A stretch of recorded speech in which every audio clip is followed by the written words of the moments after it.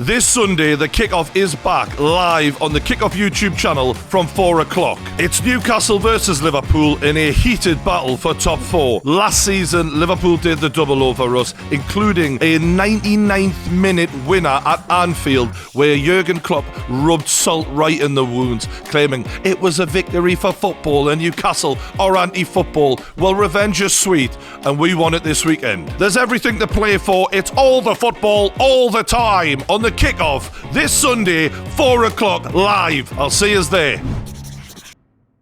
You know, when you see players like Darwin Núñez that can produce moments of brilliance as well, you sort of look at it and you go, yeah, but if you fine-tune the rest of your game, but that's a big if, isn't it? Because we could list countless number of players who you could say that about, but they didn't ever fine-tune the rest of their game. So it's a bit of a make-or-break season for Darwin Núñez, isn't it? Isn't that mad that they signed him for all that money? And yet, what was Núñez's price tag? 80 million, 85. And he was frustrated early on when he came in. Remember when he stuck the nut on the Crystal Palace defender as well? It was like...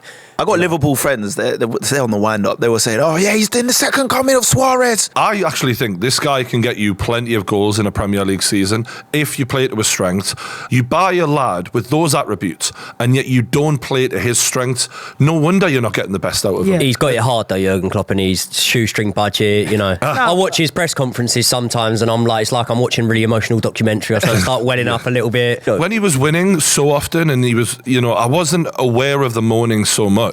But since they've dropped off, I don't like him anymore. He's like I used to defend him. You know, I've always backed him and said, you know, I think with a bigger budget, he'd be more on a level with Pep, but he can't compete with that and yada, yada, yada. But he's just a knob, though. Like, I can't even like him anymore. He's such a dislikable person now. And this happened with Mourinho. When managers go from being at the table where they're 1v1 against the Pep Guardiola and they're in that conversation and then all of a sudden they start feeling it slipping away.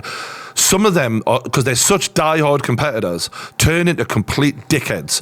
And for me, Jurgen Klopp is just the essence of what made him the fun-loving guy, the humility. It's gone right out. Like, the fact that he's digging out Eddie Howe so often, I'm like, fuck is your problem, mate? You're talking about Newcastle as if we've literally done within the rules. Like, we haven't done the Saudi money thing anywhere near the way people thought we were going to. You lot didn't realise that even when they were doing well, and he was always like sticking it on the commentators and stuff and the reporters. You never realised that before. Like post-match interviews, he'd always get really spicy with them over the littlest of things. Like, but like you said, because they were winning, no one really. And then he would flash the veneers, and you'd be like, "Oh yeah, he's a nice guy." Oh, shit. Do Liverpool need to move on from Klopp? No, he's been there for 8 years. Yeah, I was saying if they don't get top four this season, I actually think they do. If they don't, because he can't go 2 seasons outside of the top four. That would be insane. I think, especially with the players he's got. He's still got one of, if not the best goalkeeper in the world in Alisson. He's still got Van Dijk. He's still got Mohamed Salah, who's one of the best forwards in the world. Like, he still has a bunch of world-class players in that team. Jota, Luis Diaz, all of the Did you see Alexander-Arnold. See Salah when he got subbed off? Yeah, it was, against Chelsea. Not a happy bunny. Not happy. But that's what I'm saying. Like, he's still got some of the best players in the world. So, okay, you didn't get top four last season. Everyone was like, that's a blip, cool, transitional season, whatever you want to call it. If you do not get top four this season, you can't, that's it. Like, what are we doing here? Do you not think he's got enough clout in the bank sort of thing? He's got enough... To go 2 seasons in a row, not top four with those players. If you think about the fact that last season they weren't saying the whole Liverpool 2.0 thing, that's coming over the summer. They're saying we're building this new Liverpool side to challenge again, yeah? And... with any other manager, look, with Ten Hag, even if he had finished outside of it, they would have given him another season. Yeah, he's just come into the job. If they do genuinely see it as it's a new team I'm building, but it's not though, is it really? Let's be real. It's not, but that's the narrative. Their whole back four and their keeper's pretty much the same. They've still got, like, the only thing that's really changing is their midfield and a couple of their forwards. Really? Yeah. The team hasn't changed that much. I think he's got excuses from that, though. Like, if he got the Caicedo transfer, pressure's on. Like with Ten Hag, he got all of his targets pretty much. Pressure's on Ten Hag. I think there's the fact that in the game coming up against Newcastle away at St James's, they've got no McAllister from a red card. That's, I mean, and to be fair, questionable red card. I don't know if you guys seen it yet. I think that allows him more excuses, and a lot of the Liverpool fans will look at him and go, well, you've got very little of a midfield there. Speaking of the midfield, what about this Endo? What is interesting about it is obviously you've gone from two player profiles which are 21 and 19 in Caicedo and Lavia, and then they're bringing in a 30-year-old player that was signed to Stuttgart when they were in the second division, the Zwei Bundesliga, right? And so I find it a bit weird that Liverpool fans are gassing this guy up because they seem like they're quite happy with this move. And like if it was me and if it was Chelsea, I'd be going like, come on, have any of them watched him play? Yeah, but also we can't be gassing up a 30-year-old coming in when we've had, Lavia, who is one of the hottest properties. Was Endo? Was this a Klopp signing? Yeah, he's having more of a say on signings. There's no two ways about that because they've lost the guys who used to do all their transfers. No, they've got a temporary guy that's in. That's come over from Germany. He's like a part-time replacement. Like he's not a long-term. So did it make sense? We've got a temp on that, Klopp. Don't worry about it. I mean, it's just not what you want to hear, is it? But I just think that I think if anything, for me, I look at Jurgen Klopp and go, can he do better than Liverpool's FSG owners? I remember sitting at this table years ago going, the time will run out. Like what we look at with Brighton, we were saying the same thing about Liverpool. How long can they keep doing this while everyone else keeps spending? And it's not that Liverpool don't spend, they do, but it's just not in the same league as what Chelsea have been able to do, what Man United do, and now Arsenal, City, and even Newcastle. No, they're spending money, but I think people need to admit Klopp's got really average talent ID. Now, that's the reality. I think I heard a story once upon a time. Before they signed Salah, who was recommended by the Liverpool board, he wanted Julian Brandt instead. So like he's never been like the talent ID, but he needs the help there. It reminds me a bit of Arsene Wenger, where when we lost David Dean, we weren't the same because the person that was doing the transfers was gone now, and Arsene was in charge of both stuff. So I think Klopp needs to just admit like there's something I'm not as good at or world class at. I need help with that. You can tell he sits down and watch Bundesliga all day, doesn't he? But this is when you sign Darwin Núñez and a year later he's getting the junk minutes. Something is wrong. You spent 85 million on this kid and you've given up on him. Klopp is not going to be there forever, right? And there's a very high possibility that in the next 2 years he'll be gone, right? Like it's as simple as that. He'll either get sick of it, he'll take the Germany manager's job, or the club will make a decision, right? But they've got to start planning for that. And if they're buying players around Klopp's philosophy right now, they need to be future-proofing their club to be ready to go. I don't to their think next that FSG manager. are thinking on that level They're at not. all.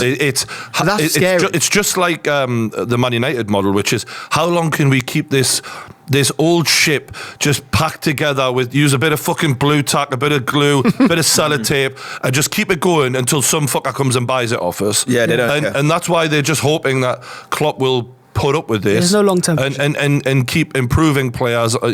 Two of their best players are not spring chickens anymore in Van Dijk and Salah. These are players that are like very, very, very difficult to replace. We're talking about generational talent type players. And they take too long to do that, which is why like Henderson and Fabinho went in the same summer and they're like, oh shit, 100 million on Caicedo, that should sort it. It's not proactive, it's reactive. And that ain't the way to run a football club. We've swapped approaches. We used to be like that. Arsenal used to be the same. Fact. It was a Thomas Lemar we made a £92 million offer for back in 2017. Now we're the more methodical, and they're like, oh, well, okay, who's available? Right, we'll take him. So they need to go back to what worked for them. And I think we're yet to see what Liverpool are. We didn't learn anything. Because in the Chelsea game, they looked all right, but Chelsea were brand new, first Premier League game of the season. Half these lads had just met each other, and yet you still didn't look like the more cohesive team. You then batter a crap Bournemouth side, who I think are going down. So I still think that they're going to be tested, and ironically, that test will come against Newcastle at St James's Park, and they're going to be without McAllister. So, is that the next game? Yeah, I think so, and that's where we'll get a good few excuses from Klopp about McAllister. If there's a game I want to win this season, that's right up there, because last season Newcastle lost in the 99th minute at Anfield. It was bitter, and the way Klopp rubbed it in, he wasn't like a classy winner. He rubbed it in and going, that's real football won. What's his beef with you though?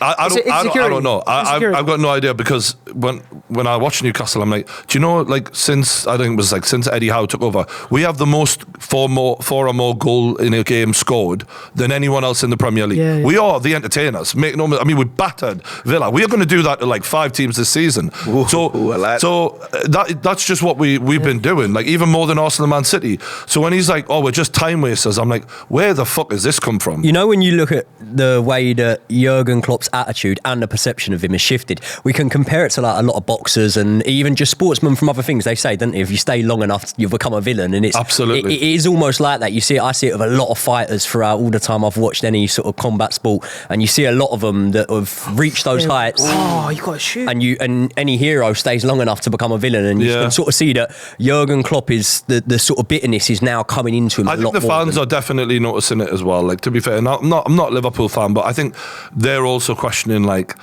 getting a few things wrong here, you know, and seeing Mo Salah like acting the way he did, I don't think that means anything particularly, but with Saudi inquiring about the availability of Mo Salah and him throwing that strop, I don't know, it's going to be interesting how they keep him happy, because the older he gets, he will need to be rotated. Yeah, of course. And that's the transition that players hate to make, especially when you think you're one of the best in the world. But most players at that level, like Cristiano Ronaldo, they don't have to face that. He will probably have to face that earlier, with Liverpool having such amount of pressure on them to get top 4.